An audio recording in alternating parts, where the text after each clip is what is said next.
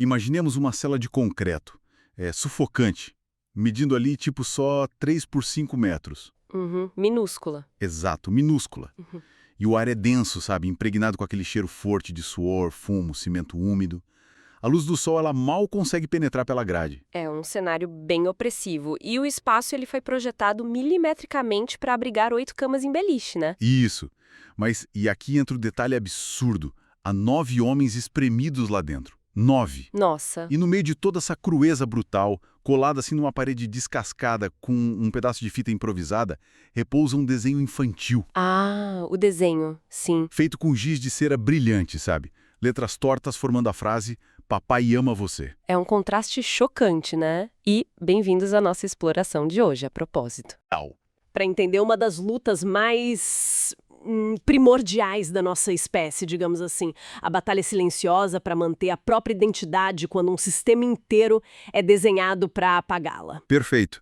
E o material que guia a nossa conversa hoje é um estudo etnográfico denso, visceral mesmo, fruto de 3 anos de pesquisa ininterrupta na Central de Custódia de Presos da Justiça de Imperatriz, no Maranhão. E vale ressaltar para quem nos acompanha, não estamos falando de teorias de escritório, né? É um trabalho embasado em 42 registros fotográficos, meticulosos. Centenas de horas de observação direta do cotidiano. E olha, essa imagem inicial do desenho no concreto resume perfeitamente a tensão que a gente vai analisar. Uhum. Porque, à primeira vista, lendo o material, quem está ouvindo poderia pensar que é um texto só sobre celas, grades, uniformes. Aqueles horrores do sistema prisional, né? Exato.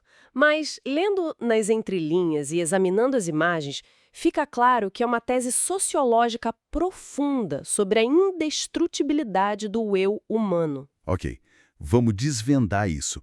Porque a lente teórica aqui não olha para esse ambiente só como um espaço de punição do Estado, certo? Não mesmo. Nós vamos observar esse pavilhão como um laboratório extremo de sociabilidade, de comunicação não verbal e de resistência psicológica. E antes da gente cruzar o portão principal e entrar de vez nas celas, a gente precisa dar um passo atrás. Entender a engrenagem maior.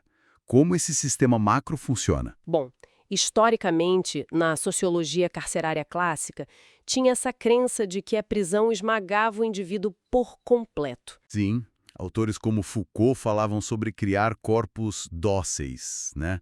Pessoas que simplesmente se submetem e perdem a essência. Exatamente. E Donald Klemmer definiu isso como prisionização. Sabe, a assimilação total da cultura carcerária. A melhor analogia que me vem à mente lendo o estudo é pensar nisso como uma fábrica gigantesca operando de trás para frente. Como assim? De trás para frente? É tipo, em vez de uma esteira rolante que junta peças para montar um produto único, a instituição é uma esteira que tenta desmontar a pessoa. Na porta, arranca-se a roupa civil. Veste-se um uniforme laranja padronizado. Troca o nome por um número, raspa o cabelo. É uma máquina projetada para apagar quem a pessoa era do lado de fora. Só que o que é fascinante aqui é que essa pesquisa desmistifica justamente essa eficácia. A máquina quebra. Quase isso. O estudo traz o brilhante conceito de instituição total de Erving Goffman, focado no processo de mortificação do self. Que é essa esteira reversa tentando desfigurar o eu. Isso. O Estado aplica um despojamento sistemático para transformar o cidadão num número. Mas o choque de realidade nas fotos mostra que essa fábrica jamais opera com 100% de eficácia. Ou seja, os internos não aceitam isso passivamente. De jeito nenhum. Ocorre um embate contínuo, uma fricção violenta entre o peso da instituição tentando padronizar e a urgência biológica de existir do indivíduo. A mente humana sempre encontra um jeito, né? Fissuras no concreto para reconstruir uma identidade. E é buscando entender essas fissuras que a nossa exploração caminha fisicamente para dentro do pavilhão. O espaço físico conta muito dessa história. A etnografia descreve com uma riqueza de detalhes, tipo quase cinematográfica. Tem uma passagem poética sobre a luz natural. Sim, a luz que vai literalmente morrendo conforme avança do corredor principal em direção às celas. A luz acaba sendo a única coisa livre para cruzar aquelas fronteiras. E esse corredor mal iluminado, ele é descrito como um verdadeiro tabuleiro de xadrez social. Um tabuleiro complexo. De um lado, agentes penitenciários. Do outro, os detentos confinados. E no meio, Aqueles detentos corredores que distribuem comida, né? Mas olha, tem um detalhe nas fotos que me paralisou completamente. Qual deles? A pesquisa foca muito em 5 baldes plásticos rigorosamente alinhados na frente de 5 celas. Ah, os baldes. Isso é genial. Peraí. Eu entendo o controle territorial, mas como um simples balde de lixo se torna um instrumento de diplomacia? Não é só regra de limpeza. Essa é a armadilha dominante externo, sabe? Parece só limpeza, mas na teoria de Goffman, isso é catalogado como um ajustamento primário. Ajustamento primário. Como funciona na prática? O balde transcende a função de lixo. Ele é a fronteira invisível onde o Estado e o preso assinam um tratado de paz diário. O Estado exige asepsia, ordem visual. E o detento garante que o balde fique impecável. Que a cinza do cigarro caia ali dentro, não no corredor. Ah, exato. Ele está comunicando submissão formal ao guarda, dizendo: eu respeito sua regra visual. E isso evita sanções coletivas brutais. Sanções tipo corte de luz ou suspensão de banhos de sol, É uma diplomacia de sobrevivência total. baseada puramente na ausência de atrito. E as táticas vão além, né? O estudo aponta um ponto cego severo nas celas de número 1 a 3. O pessoal lá não consegue ver o portão principal. Eles estão no escuro visualmente. Para burlar essa cegueira imposta, a cela 1 vira uma mediadora vital. Eles usam a audição para avisar as outras celas sobre as botas dos guardas. Eles criam um radar humano. E, nossa, eles ainda quebram pedaços minúsculos de espelho, né? Sim, e amarram na grade. Criando um retrovisor para o corredor.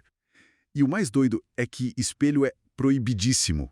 Risco enorme de punição só pelo direito básico de enxergar. O que mostra o quanto a informação é moeda de troca ali. Com certeza. Mas se o corredor é o domínio do Estado, o tabuleiro onde as regras são visíveis, o que acontece quando cruzamos a grade da cela? Porque é aqui que a coisa fica realmente interessante. O domínio dos detentos. É um microcosmo, um universo à parte. 3 por 5 metros, paredes amarelas, 8 camas que eles chamam de jegas e no meio um vão de 1 metro de largura. Que eles ironicamente chamam de praia. A praia. E no fundo o banheiro aberto, o boi. E a gente volta para a matemática cruel. 9 homens para 8 camas. A administração tranca a porta e vira as costas. Como esses 9 caras decidem quem dorme onde? Porque os números de prontuário ficaram lá fora. Isso levanta uma questão importantíssima sobre caos e ordem. O sociólogo Gresham Sykes diz que, numa privação excruciante dessas, a reação do grupo não é a anarquia. Eles não se matam pelo espaço. Não, eles criam uma microsociedade rigidamente estruturada. Ignoram os números frios do Estado e criam hierarquia por apelidos, tempo de prisão. E sobra pro 9º homem, né? Aquele que sobrou na contagem das geles. Ele ganha o título de Corro. O Corro. Sem cama, ele dorme num colchão fino, direto no chão úmido da praia. Quase colado no boi, no banheiro. Tem uma foto fantástica e triste na pesquisa. Um papel pardo colado na parede com a escala de limpeza do banheiro. Escrita à mão e só com apelidos. Careca, neguim, baixim, 0 nomes civis. E o Corro herda a pior parte dessa limpeza toda. O que me intriga é: por que ele aceita isso sem começar um conflito violento? Porque ele entende as regras de mercado dessa economia subterrânea, sabe? O Corro tá pagando um pedágio social. Limpar o banheiro e a moeda de troca. Exato. Não é só humilhação. Ele adquire segurança física e o direito de pertencer àquele agrupamento. Se ele se rebela contra essa micro-hierarquia, vira alvo. Ele paga o pedágio hoje para quando alguém for solto ele subir para jogar mais baixa. É uma emulação perfeita de um sistema de classes, que permeia tudo, até o ritual do pão pela manhã. Como assim a entrega do pão? O carrinho passa e o detento encarregado de falar com o entregador tem que usar de toda a sua lábia. Capital social dele. Isso. Para barganhar um pedaço de pão extra, é a política na forma mais pura, a administração da escassez absoluta. Nossa, mapeamos a praia, esse coletivo todo, mas me fascina o indivíduo. Quando ele se retira desse palco social e deita na sua jega a centímetros do teto. Como ele protege a própria mente? Aí entramos nos ajustamentos secundários de Goffman. Lembra do balde de lixo? O ajustamento primário para agradar o Estado. Isso. Os secundários são o oposto, são a ressignificação subversiva dos objetos. É a engenharia da sobrevivência mental. A criatividade relatada desafia a lógica, juro. Eles fabricam cortinas com lençóis velhos para ter privacidade nas camas, as famosas empanadas. E para pendurar isso, eles desfazem os próprios colchões. Puxam fio por fio para trançar cordas, as terezas. E derretem plástico de escova de dente para forjar ganchos, os tornos. É impressionante, tem até garrafas térmicas feitas com isopor e pano molhado. Cinzeiro em tampa de desodorante. Minha reação inicial lendo isso foi pensar num instinto meio MacGyver de sobrevivência, sabe? Praticidade pura. Mas se conectarmos isso ao contexto maior, o buraco é infinitamente mais embaixo. Não é conforto ergonômico. É sanidade, né? Totalmente. Goffman fala do estojo de identidade. Fora da prisão, a gente se define pelas roupas, a capa do celular, os quadros em casa. As coisas que dizem que somos únicos. E na prisão, esse estojo é confiscado violentamente. Então, derreter uma escova de dente para pendurar um lençol transcende a engenharia. É um ato de soberania psicológica. Uau! Ele cria ali um cubo de ar de 1,90 m onde o Estado não entra. Onde o olhar onipresente é bloqueado, ele volta a ser dono do próprio território. A caixa de suco na parede, que vira prateleira, é um protesto que diz: ainda existo materialmente. É a reconstrução do eu usando lixo reciclado. E com esse micro-universo privado da empanada montada, a pergunta é: que identidade ele cultiva ali dentro, no escuro? Essa é a grande revelação das fotos. Sim, o contraste fotográfico de duas jegas vizinhas, uma delas tem uma parede que virou um santuário da inocência, onde está aquele papel com o papai ama você. E um lembrete físico dos laços de afeto lá de fora. Mas, alguns centímetros de arame dali, na cama ao lado, o cenário é brutalmente sombrio. Um desenho imenso de folha de maconha e embaixo talhado o número 157. Que no Código Penal é o artigo para assalto à mão armada, com violência. Então, o que tudo isso significa? Como a gente decodifica essa esquizofrenia cultural no mesmo metro quadrado?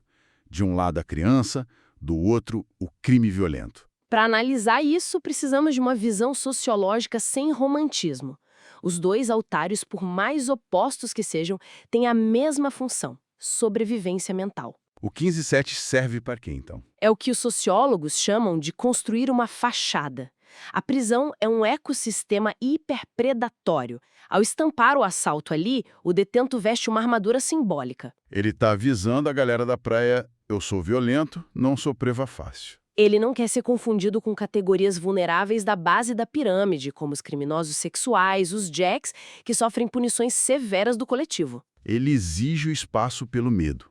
E o desenho infantil na outra cama. Atua como a âncora existencial daquele sujeito.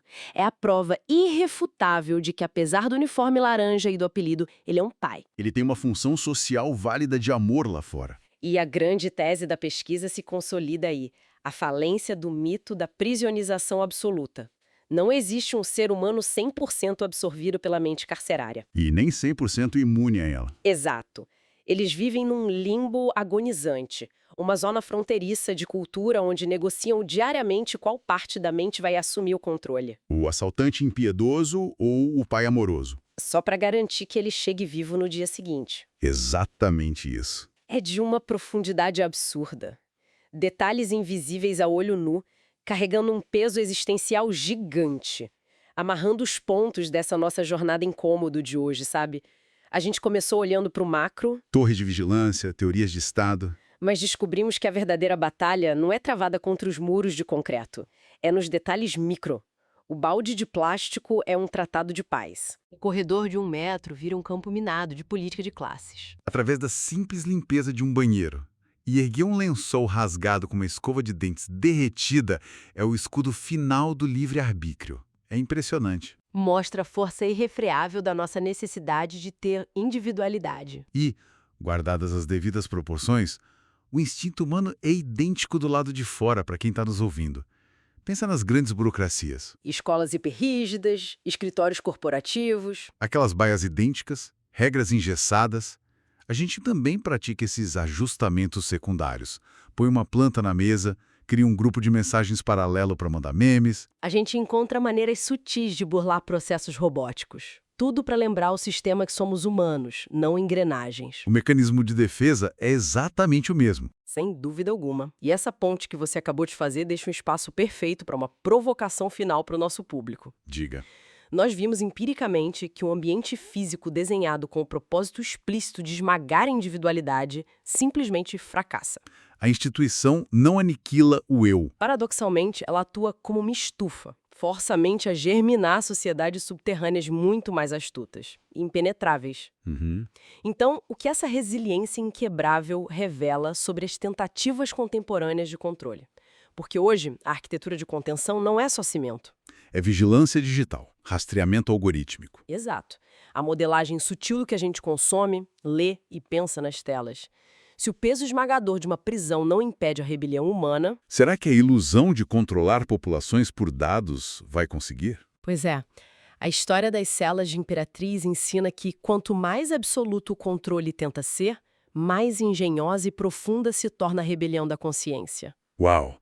A tentativa de dominação atuando como o próprio oxigênio da resistência criativa. É uma reflexão brilhante para encerrar nossa análise. Atravessar essas grossas paredes de concreto com esse estudo não foi fácil, mas mostrou que a natureza humana sempre encontra um jeito. Trançar os fios do que sobrou, erguer uma barreira e se recusar a desaparecer. Um imenso agradecimento a todos que nos acompanharam em mais essa exploração. Continuemos atentos às nossas próprias fronteiras invisíveis. Até a próxima conversa.